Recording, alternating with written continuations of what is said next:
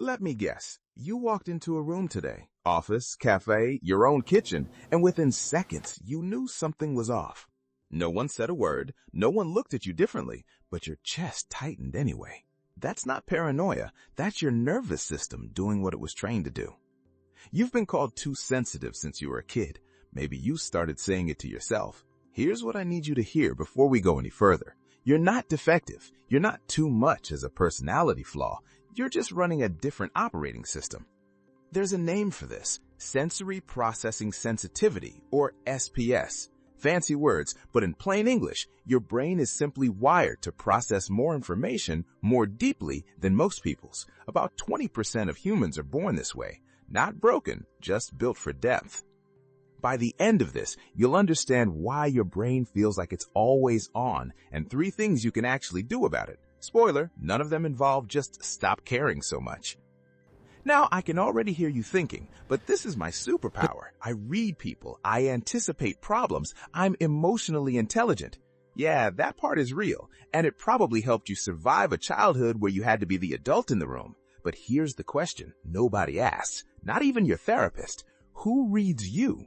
Because the same radar that makes you brilliant at work or in relationships also makes you exhausted by 2 p.m. And that's not a superpower. That's a nervous system running on overtime without pay. Emotional intelligence without boundaries is just unpaid overtime for your nervous system. Let me show you Alan. Alan walks into his daughter's house. Everyone's laughing, kids are playing. Within minutes, Alan knows something is off. His son-in-law didn't look at her once during the meal. Not once. No one else noticed. Alan doesn't say anything. He learned that lesson decades ago. But he feels it, the cold spot at the table. 3 days later, he's still carrying it. Alan's not imagining the tension. He's just the only one not pretending it isn't there. And here's where Alan gets tired. Not from one big event, from thousands of small ones. Each silent dinner, each unspoken grief, it adds up until one day he stops wanting to be around people. Not because he hates them, because his battery was built for a world that doesn't exist anymore. The real problem, environment, not personality. Here's the pivot. The problem isn't that Alan feels too much. The problem is that he's been trying to survive in rooms built for people who feel less. You're not too sensitive for the world. You're too sensitive for shallow rooms. And you've been confusing one for the other your whole life. Your sensitivity isn't the flaw. The mismatch between you and your environment is. Think about the last time you felt drained after being with people. Was it really them, or was it you carrying something they didn't even know they dropped? I'll wait. That's the question that changes everything.